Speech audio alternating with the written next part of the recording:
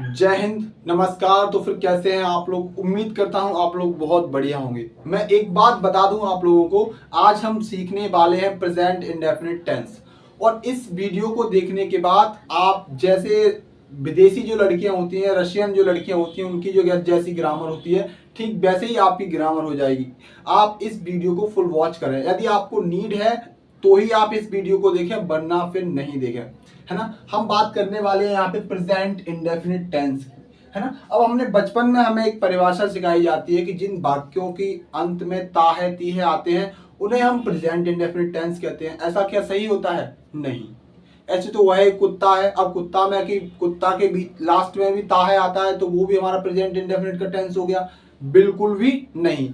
जो सही डेफिनेशन होती है वो होती है जो आईडी उनकी, यानी कि जो पहचान कि उनकी जो मेन वर्ब होती है उनके अंत में आपके में ता है आना चाहिए और ती है आना चाहिए, है ना। तो वो वाक्य आपके कहलाएंगे आपके कौन से? Present indefinite tense. अब मेन वर्ब क्या होती है? जिनमें हमारा बॉडी कोई एक्शन करे, जैसे हमने आपको झापड़ मारा। अब मारना क्या है? एक वर्ब है, यानी कि एक मेन वर्ब है। अब मारना के अंत में हम ता है लगा दें, जैसे कि हम बोले हुआ है मारता है, तो हो जाएगा हमारा प्रेजेंट इंडेफिनिट का टेंस। ठीक है, ये तो हो गई आपकी मेन वर्ब, यानी कि पहचान हो गई। इनकी आईडी क्या होती है कि जब भी मेन वर्ब के अंत में ता है ती है ते है लग के आते हैं तब हम उन्हें कहते हैं प्रेजेंट इंडेफिनिट टेंस। ठीक है, अब एक चीज आपको ध्यान रखनी है, इनमें हम हमेशा वर्ब की फर्स्ट फॉर्म का प्रयोग करते हैं। किसका? वर्ब की फर्स्ट फॉर्म का। और एफर्मेटिव जब सेंटेंस आते हैं तो हम उनमें एस या फिर ईएस जोड़ देते हैं। दूसरी चीज आपको ध्यान रखने वाली है कि जब हम निगेटिव वाक्य बनाते हैं तो हम एक वचन के साथ डू और बहुवचन के साथ डू और एक वचन के साथ डज नोट लगा के वर्ब की फर्स्ट फॉर्म लगाते हैं। और ध्यान रखना कि जो हम एस या ईएस का यूज करेंगे वो केवल हम एफर्मेटिव सेंटेंसों में करेंगे। हम बाकी जो भी हमारे नेगेटिव रहेंगे, इंटेरोगेटिव रहेंगे, क्वेश्चन वर्ड रहेंगे, उनमें हम कभी भी एस या ईएस का यूज नहीं करते। ये केवल हमारे एफर्मेटिव सेंटेंसों के लिए है। ठीक है, चलिए हम अपने वाक्य की शुरुआत करते हैं। अब सबसे पहले हम पढ़ेंगे क्या? Affirmative sentence. कौन से? Affirmative sentence. ठीक है, अब इसका जो नियम, जो फॉर्मूला रहेगा वो क्या रहेगा? सबसे पहले आएगा तुम्हारा सब्जेक्ट, फिर आएगा आपका वर्ब की फर्स्ट फॉर्म, फिर आपका एस ऑब्लिक ईएस, उसके बाद आएगा आपका ऑब्जेक्ट। ठीक है, अब जैसे सपोज करिए हमने आपसे एक सवाल पूछा, एक सेंटेंस दिया आपको, हमने कहा कि वह स्कूल जाती है ना, स्कूल जाती है। अब इस वाक्य में हमने पहचान कैसे करी? अब जाना क्या होता है? एक वर्ब होता है, एक मेन वर्ब होता है। हमने देखा जाना में लास्ट में ती है शब्द आ रहा है, तो ये वाक्य हमारा किसका हो गया? प्रेजेंट इंडेफिनिट टेंस का हो गया। अब इस सेंटेंस में तीन चीजें हैं, एक है सब्जेक्ट, एक है वर्ब, एक है ऑब्जेक्ट। हम तीनों चीजें कैसे पहचानेंगे? अब देखो, इसमें डूअर कौन है? वो है, यानी कि जो डूअर होता है उसको हम बोलते हैं सब्जेक्ट। और अब क्या क्या काम कर रही है जो डूअर? वो क्या है? जाती है। अब जाती क्या हो जाएगी? आपकी मेन वर्ब, है ना। अब जाती है तो आपके दिमाग में तुरंत सवाल आएगा, जाती तो है लेकिन कहाँ जाती है? तब आपको जवाब मिलेगा कि भाई साहब स्कूल जाती है। तो ये हो जाएगा आपका ऑब्जेक्ट, है ना। तो वाक्य में तीन चीजें होती है, पहला होता है आपका सब्जेक्ट, दूसरा ऑब्जेक्ट, तीसरा होता है आपका मेन वर्ब। यानी कि आप ऐसे भी कह सकते हैं सब्जेक्ट, मेन वर्ब और ऑब्जेक्ट से मिलकर बनता है हमारा एक सेंटेंस। अब हम इसको बनाएंगे कैसे?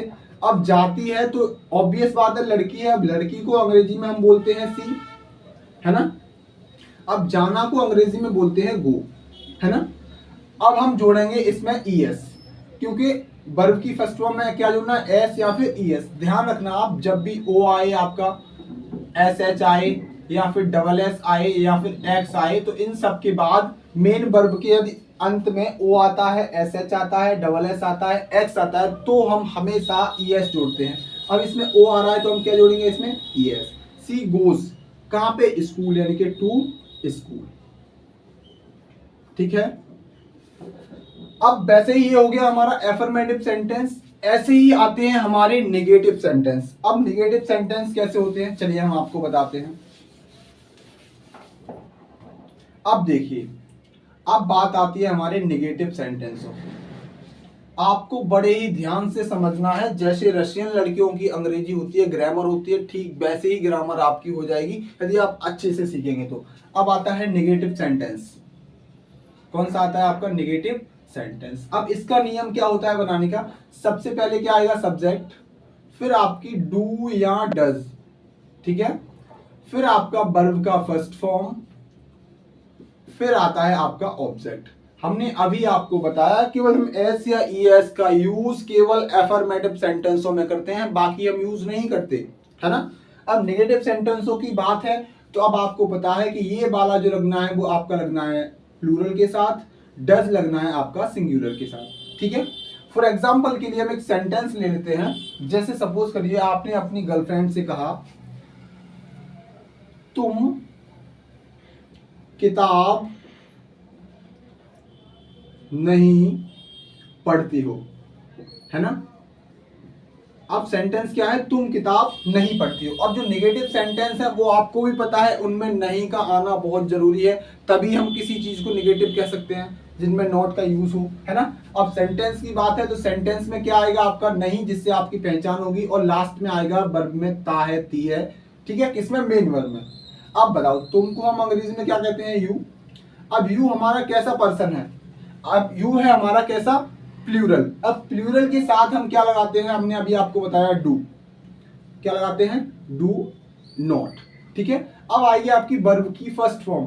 अब पढ़ना की फर्स्ट फॉर्म क्या होता है आपका? रीड, ठीक है। अब हम किताब की बात कर रहे हैं तो अ बुक, ठीक है। अब सेंटेंस क्या बनेगा हमारा?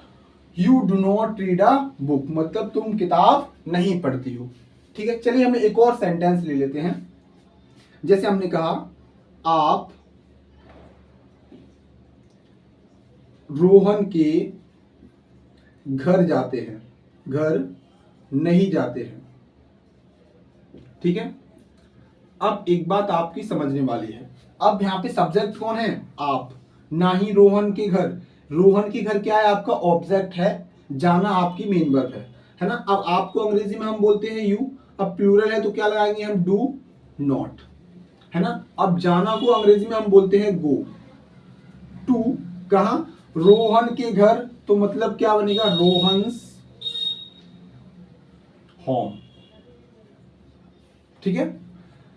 संबंध दर्शाने के लिए, किसी का अधिकार दर्शाने के लिए हम एपिस्ट्रोफी एस का प्रयोग करते हैं। हम इस चीज को आपको डिटेल में अगली वीडियो में बताएंगे, तब तक आप इसको ऐसे ध्यान रख सकते हैं कि यहाँ पे क्या है? इसका अधिकार दर्शाया जा रहा है कि ये घर किसका है, तो आप बोलेंगे रोहन का है ना। अब हम कहाँ जा रहे हैं? तो रोहन के घर जा रहे हैं, ठीक है। अब हम बात करते हैं अपने तीसरे टाइप के बारे में, जिसे हम बोलते हैं इंटेरोगेटिव सेंटेंस। अब इंटेरोगेटिव सेंटेंस का क्या मतलब होता है? इंटेरोगेटिव सेंटेंस का मतलब होता है किसी से हम प्रश्न पूछते हैं। जैसे कि मान लो तुम्हें अगर अपनी गर्लफ्रेंड पे संदेह हो तो तुम पूछोगे यार क्या रोशनी तुम राहुल से बात करती हो, है ना।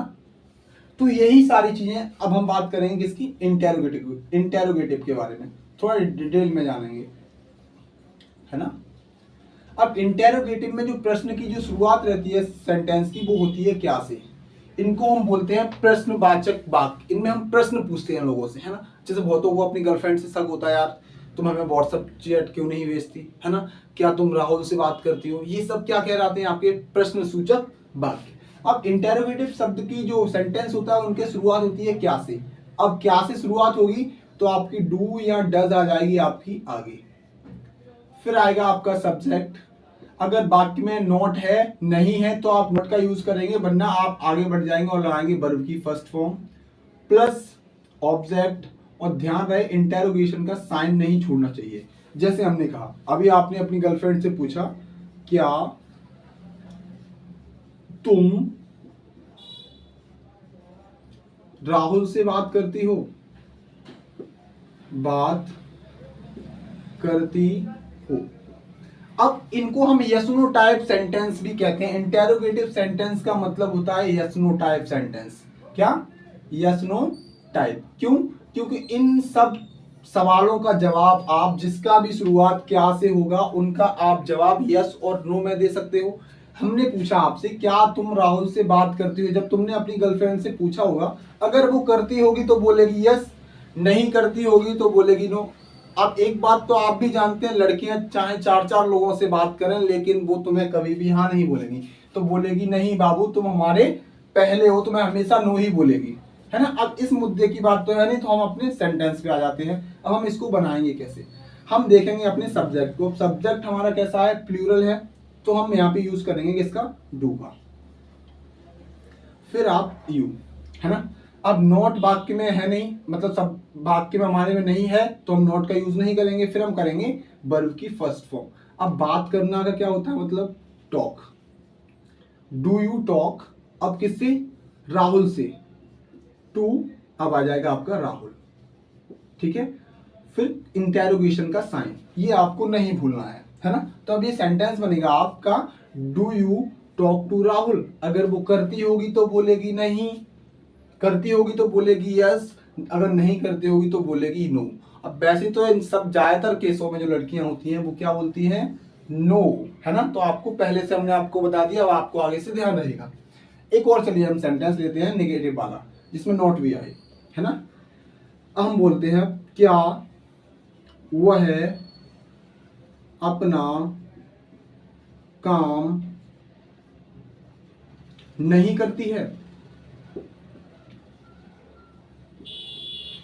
अब एक बात देखो आप, हमने यहाँ पे जो डू या डज लगा रहे हैं, उस इस सब्जेक्ट के अकॉर्डिंग लगा रहे हैं कि यह एक वचन है या फिर बहुवचन है, ठीक है।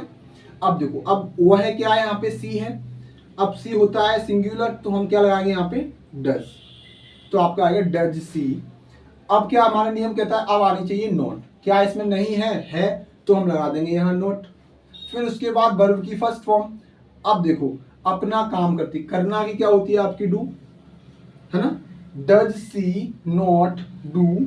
अब लड़की है, लड़की को बोलेंगे सी, और सी के साथ अपना के लिए जो रिलेटिव केस होता है वो लगता है आपका हर, है ना। अब काम की क्या हो जाएगी आपकी वर्क, और क्वेश्चन मार्क का निशान, मतलब सेंटेंस बनेगा हमारा does she not do her work, ठीक है। अब हमारा जो लास्ट टाइप होता है उसको हम बोलते हैं क्वेश्चन वर्ड सेंटेंस। क्या बोलते हैं हम, क्वेश्चन वर्ड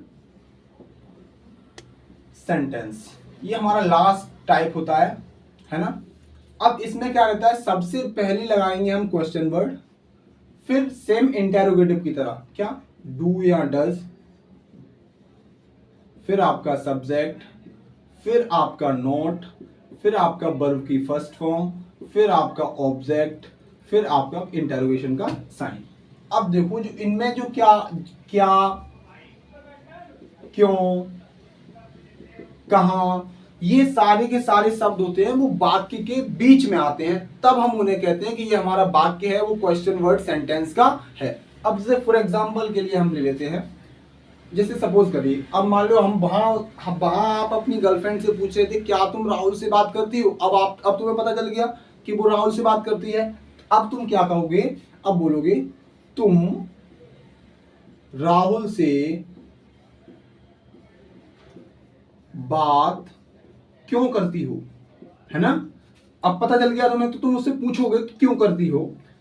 अब देखो सुनो, अब यही सेंटेंस कहलाएगा आपका क्या, क्वेश्चन वर्ड सेंटेंस, है ना, क्योंकि इसमें क्यों शब्द बीच में आ गया। ध्यान रखना, आप क्या, क्यों, कैसे, कहां, ये सब यदि वाक्य के बीच में आते हैं तो यह क्वेश्चन वर्ड सेंटेंस कहलाता है। अब आपने पूछा अपनी गर्लफ्रेंड से कि तुम राहुल से बात क्यों करती हो, अब इसको हम अंग्रेजी में कैसे बनाएंगे, तो ध्यान रखना क्वेश्चन वर्ड हमने लिखा है ना यहाँ पे आगे, तो इसकी अंग्रेजी सबसे पहले लगाएंगे हम। अब क्यों को अंग्रेजी में क्या बोलते हैं हम भाई, है ना।